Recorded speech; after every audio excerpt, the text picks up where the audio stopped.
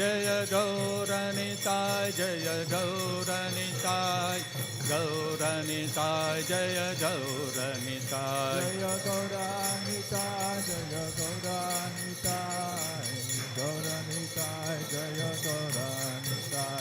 Jaya Jaya Prabhupada, Prabhupada, Prabhupada, Prabhupada. Jaya Jaya Prabhupada, Prabhupada, Prabhupada, Prabhupada. Jai Mishnapat Paramahansa Parivrajakacarya Shtottara Shri Srimad His Divine Grace A.C. Bhaktivedanta Swami Srila Prabhupada Ki Jai. Jai Mishnapat Paramahansa Parivrajakacarya Shtottara Shri Srimad His Divine Grace Srila Bhakti Siddhanta Saraswati Goswami Maharaj Ki Jai. Ananta Koti Vaishnava Vrinda Ki Jai. Prem se kaho Shri Krishna Chaitanya Prabhu Nityananda Shri Advaita Gadadhari Shivasadi Gaura Bhakta Vrinda Ki Jai. Srimad Bhagavad-Gita Ki Jai. Jagat Guru Srila Prabhupada Ki Jai. Shri Shri Krishna Rukmini Satyabhama Ki Jai. Shri Shri Gaur Nitai Ki Jai. Nitai Gaur Premanande Hari Hari Bol. Om Namo Bhagavate Vasudevaya. Om Namo Bhagavate Vasudevaya. Om Namo Bhagavate Vasudevaya. Reading from Srimad Bhagavad-Gita, Chapter 2, Text number 11. Shri Bhagavan Uvacha Ashocyananvashocastvam prajnavadansya bhashase Gatasunscha nanushocanti pandita. Translation. The Blessed Lord said, while speaking learned words, you are mourning for what is not worthy of grief. Those who are wise lament neither for the living nor the dead. Purport by Srila Prabhupada. The Lord at once took the position of the teacher and chastised the student, calling him indirectly a fool. The Lord said, you are talking like a learned man, but you do not know that one who is learned, one who knows what is body and what is soul, does not lament for any stage of the body, neither in the living nor in the dead condition. As it will be explained in later chapters, it will be clear that knowledge means to know matter and spirit and the controller of both. Arjuna argued that religious principles should be given more importance than politics or sociology. But he did not know that knowledge of matter, soul, and the Supreme is even more important than religious formularies. And because he was lacking in that knowledge, he should not have posed himself as a very learned man. As he did not happen to be a very learned man, he was consequently lamenting for something which was unworthy of lamentation. The body is born and is destined to be vanquished today or tomorrow. Therefore, the body is not as important as the soul. One who knows this is actually learned, and for him there is no cause for lamentation, regardless of the condition of the material body. Thus ends the Bhaktivedanta purport. Om Ajnanatimirandhasya Jnananjanashalakaya Chakshurunmilitam Yena Tasmai Shri Gurave Namaha. Namavo Vishnupadaya Krishna Presthaya Bhutale Srimate Bhaktivedanta Swaminiti Namine Namaste Saraswate Deve Gauravani Pracharine Nirvishesha Shunyavadi Paschatya Deshatarine Jaya Shri Krishna Chaitanya Prabhu Nityananda Shri Advaita Gadadhara Shri Vasadi Gaura Bhakta Vrinda. Hare Krishna, Krishna Hare Hare, Hare Rama, Rama Rama, Hare Hare. Mukam karoti vachalam, pangum langhayate girim, yat kripatamaham mande, Shri Gurum Deenataranam. So some time back, one of the vehicles belonging to the temple, one two-wheeler, it got some problem, it developed some problem. It was not starting. We sent it to the showroom and we asked them to check up what is the problem and give an estimate of how much it will cost to repair it. At the showroom service center, they opened up the vehicle engine and all that. And they figured out what was the problem and they came back saying that the engine has got seized. Now, if we want to repair the two-wheeler, we have to recondition the engine and it will cost about 30,000-40,000 rupees. So we said 30,000-40,000 rupees, old bike it was, some 7-8 years old. No point spending that kind of money. So we said, we don't want you to scrap this, we'll buy a new vehicle. You know, another 40,000-50,000 you put, you can get a new vehicle. So we told the company, if you want, you take this vehicle and give a discount on the new vehicle. So they said, okay, we'll make an estimate. And after 1 or 2 days, they came back and said, we can give 2,000 rupees for this old scooter and you buy a new one. So we said, okay, what else to do? So we got that 2,000 or 3,000 rupees discount and we bought a new vehicle. You see, why that scooter became so, its value became practically nil. Not even scrap value you are getting for it. Imagine when we bought the scooter, it would have been, in those times, I'm saying 7-8 years back, 8 or 10 years back, whenever we would have bought it. We must have spent about 50 or 60,000 for that vehicle. Today, if you go to the showroom, same model if you want to buy or equivalent model, it will cost about 1,00,000 rupees. But the same vehicle which costed in today's times 1,00,000 rupees, we are taking to the service center and saying you buy it, they are giving only 2,000, 3,000 rupees. Why? Because it is no longer running. As long as it was running, if it was in running condition, if we had gone to the market, maybe we would have got 10,000, 20,000, we would have got a much better amount. But now it's not in running condition, engine is seized, it is not functional. So what has happened? That vehicle has become practically scrap value. And in the US especially, they have every vehicle has a time, has a lifespan. Once that is over, the cars, they are scrapped, and when they scrap it, it's sent to a scrap yard where the whole car is crushed in a big machine and it's like, completely crushed and kept aside for recycling. Later on, they will melt, take out the metal and recycle the whole thing. So you see, when we buy a new vehicle, we have so much attraction, so much attachment for that vehicle. We will take an insurance to protect the vehicle. Every day we will nicely clean the vehicle. And we are going in the road, let us say we have stopped at some traffic junction. Somebody comes from behind and hits the vehicle. Immediately there will be a fight. And you look at the vehicle, no scratch, nothing. Slightly somebody came and touched, there will be a big fight. Oh, my vehicle, you damaged this, that, and all those kind of things.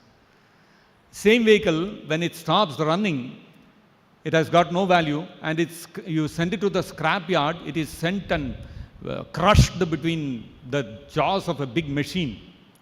You can imagine crumpled and completely it is made chutney.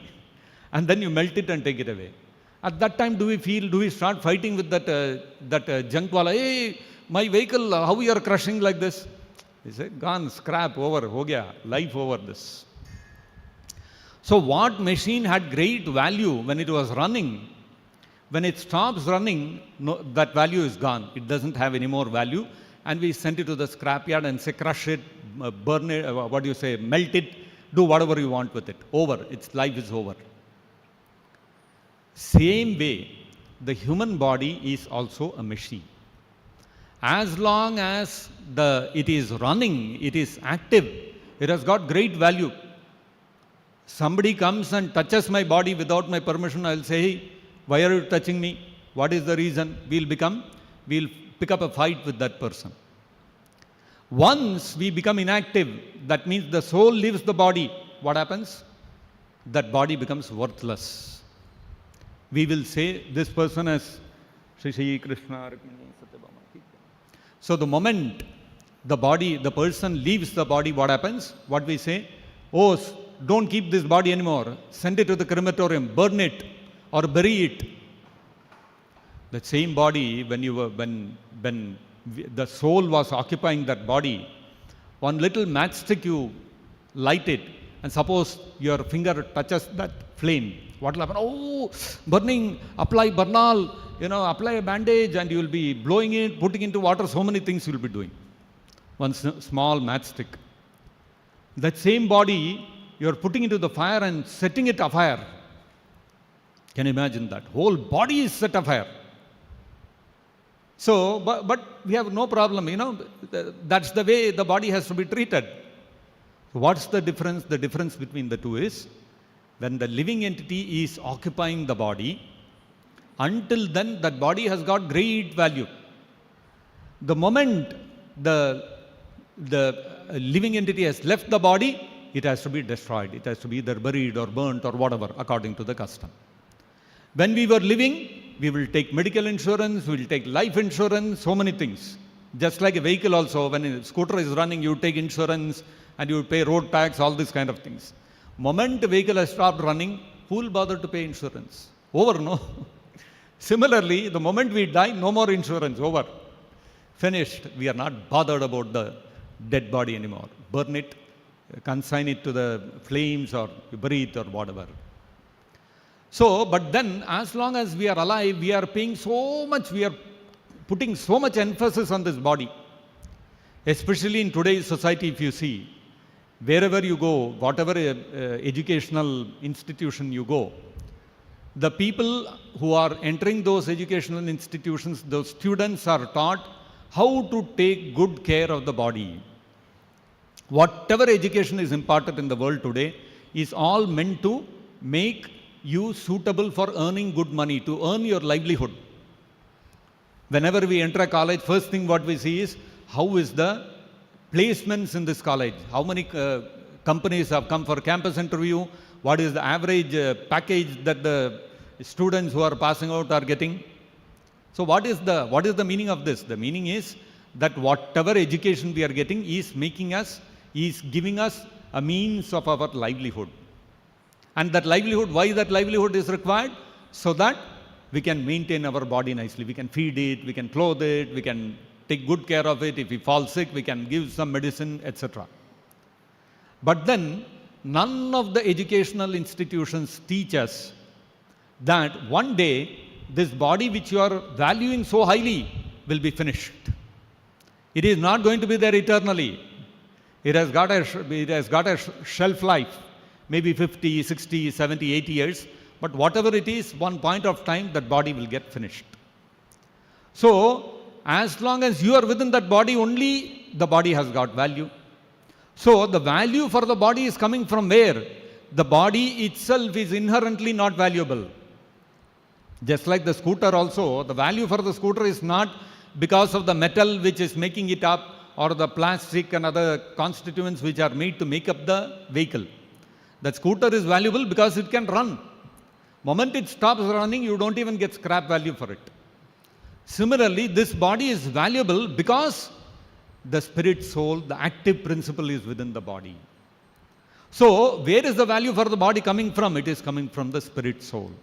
And therefore, when the soul leaves the body becomes no longer valuable. It has to be destroyed. So what is the actual valuable thing? It is the soul. Now, what are we doing to realize the soul, or what are we doing for the soul? What are our educational institutions teaching us about the soul, what to do for the soul, how to think of the welfare for the soul? That nobody is teaching.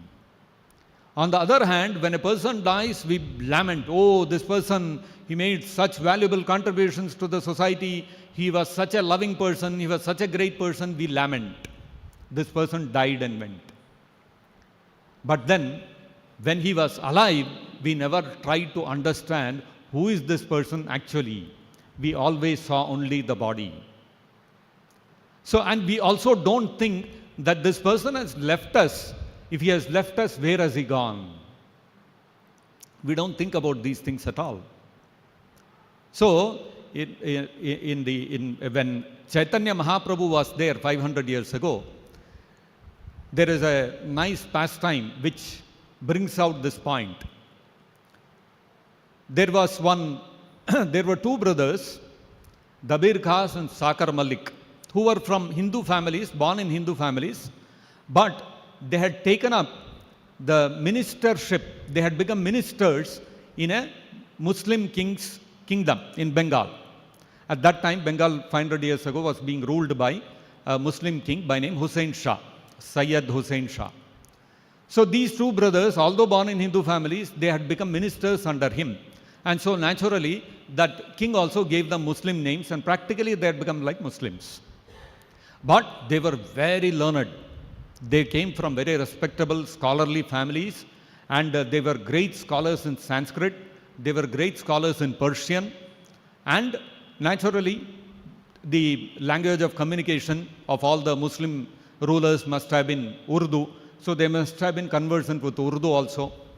So and of course Bengali also, because they were ruling over Bengal. So many languages, and they were great scholars. Everybody used to call them great scholars. They were acclaimed to be great scholars. Not that simply somebody was saying, but everybody recognized them as great scholars. Now one of these brothers, Sanatana Goswami, the elder brother, he gave up, both of the brothers, they gave up their royal life and they decided to become sannyasis. They wanted to become followers of Chaitanya Mahaprabhu. So they gave up all their royal life, gave up all their wealth, whatever they had earned, everything, renounced the world, and went to Jagannath Puri and became the disciples of Chaitanya Mahaprabhu. So Sanatana Goswami, the elder brother, when he approached Chaitanya Mahaprabhu, he put a very relevant question before Chaitanya Mahaprabhu. He said that the whole world, all the people, they talk of me saying that I am a great scholar. But although everybody praises me that I am a very great scholar, what is the actual fact? Ke ami? Who am I?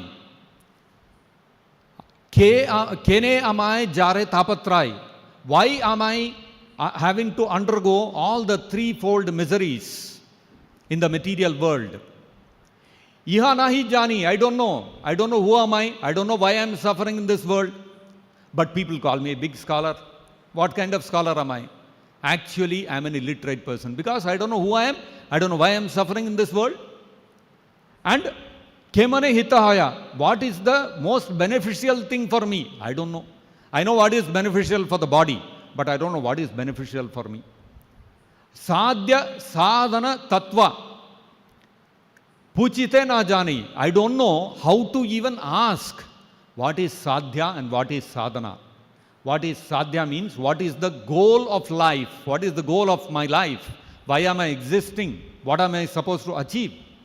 And sadhana, how am I supposed to achieve that goal? Both of these things, I don't even know how to ask about these things.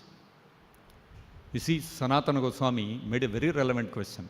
This is actually, he was symbolizing the people of Kali Yuga. People don't know what is the goal of life. People don't know why they are suffering in this material world, although nobody wants to suffer. They don't know how to do welfare for themselves. They know how to take care of the body. But what is the welfare for the soul, they don't know. And they don't even know how to ask, what is the goal of life? And how do I achieve that goal? We don't even ask this question. Isn't this true to all of us? All of us, when we were part of the material world, until we came in touch with the teachings of Prabhupada, what was our thinking? Did we ever think, what is the goal of life and how do I achieve that goal? We never thought. That thought never crossed our mind. We never asked anybody. Puchite na jani. That was what signified by Sanatana Goswami. This is our situation. And being in this situation, we lament greatly for any loss which happens to the body, and any benefit to the body, we think it is benefiting me. This is our situation. And we think we are very advanced in knowledge. Science and technology has advanced so much. The civilization is the most advanced civilization. This is how we think of ourselves. But if you look at the fact, Who are we? No idea. Why do we have to suffer in this material world although we don't want to? No idea. What is the goal of life? How to ask this question also we don't know. And so therefore, Arjuna is putting himself in our position and he is lamenting for the body and for the bodies of all his relatives. And therefore, today's verse is the actual beginning of the Bhagavad-Gita. Actually, from the 11th verse of the 2nd chapter is when actual Bhagavad-Gita starts, because that's where Krishna starts instructing. And what is the first instruction coming from Krishna? He is saying, Ashochan anvashochastvam. You are lamenting for that which is not worthy of lamentation. Means this body. The body anyway has to die one day. So what is the big deal you are lamenting for this today? And he is saying, while Prajnavadansya Bhashase, you are speaking as if you are a very great scholar. Because Arjuna gave so many arguments why he should not fight the war. Isn't it? 5 arguments he gave. So Krishna is saying, you are speaking like you are a very great learned scholar. But you are lamenting for that which no knowledgeable person will ever lament. This is exactly our situation. Today we think as a society, as a civilization, we are very advanced in knowledge. We are very educated civilization. We know about the whole world and how it works far more. We understand the world far better than our previous generations. So we have great pride in our current day knowledge base. But all of that knowledge is related only to the body, which anyway has to get finished one day. It has to get destroyed one day. It will be dead and gone one day. So what is the use of cultivating such kind of knowledge which anyway will get destroyed in a short period of time? That is Krishna's point. So therefore, we should become intelligent and we should question what is the real goal of life.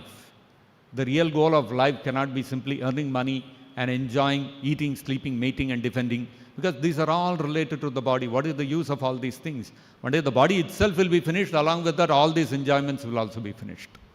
So how do I earn for myself happiness which will eternally remain with me? That is the real question that we should ask. How do I become free from all the miseries that I have to undergo in this material world? How do I get a life where there is no more misery? That's the real question we should be asking and we should be trying to learn. And that knowledge is available only from when we hear from a pure devotee like Srila Prabhupada. So until we come to read Prabhupada's books and hear from Prabhupada, this question itself never rises in our heart. That what is the goal of life? Where am I going? What am I doing? What is the real benefit for myself that I should do?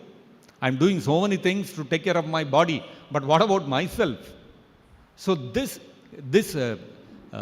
realization comes when we start hearing from a pure devotee. Just like Arjuna also was in that quandary. He was not understanding what is the real goal of life, what is the real thing he should be doing in the middle of that battle of Kurukshetra. But when he started hearing from Krishna, after he heard from Krishna towards the end of the Bhagavad-Gita, Arjuna understood everything. He said, now all my ignorance is gone. Now I know what is the real thing, what is my real duty. Similarly, we also, if we have to know what is our real duty, if we have to know what is the ultimate goal that we have to achieve, and what is who we really are, if we want to understand, if we want to know the answers to these questions, then the only way is that we have to hear from a pure devotee like Srila Prabhupada. So therefore, unfailingly, whoever reads Prabhupada's books, whoever hears from Prabhupada will develop this understanding about the real goal of life. This is the impact which we can get by hearing from a pure devotee. Otherwise, there are so many versions of the Bhagavad-Gita also in the market. So many people, millions of people are reading those things, but none of them get this perspective about what is the real goal of life and the realization that this body is nashwara, it is going to be destroyed. What is the use of struggling and working so hard, endeavoring so hard to take care of this body? So that realization doesn't come to anybody who reads any version of the Bhagavad-Gita other than Prabhupada's Bhagavad-Gita. This is the uniqueness. So whatever impact Krishna's words had on Arjuna 5,000 years ago, the same impact can happen in our life if we read Prabhupada's books. So therefore, we have to read Prabhupada's books very scrutinizingly, chant Hare Krishna, follow the four regulative principles of no meat eating, no intoxication, no illicit sex and no gambling. And by doing this, what will happen? We will come to a situation where we will no more be lamenting for what is not worthy of grief, and we will not behave as if we know everything, which is the disease of the modern day world of an ignorant person. We will no more act like ignorant people. So this is what we can understand from today's verse. I'll stop here. Srimad Bhagavad-Gita ki jai, Jagat Guru Srila Prabhupada ki jai, Nitai Gaur Premanande Hari Hari Bol.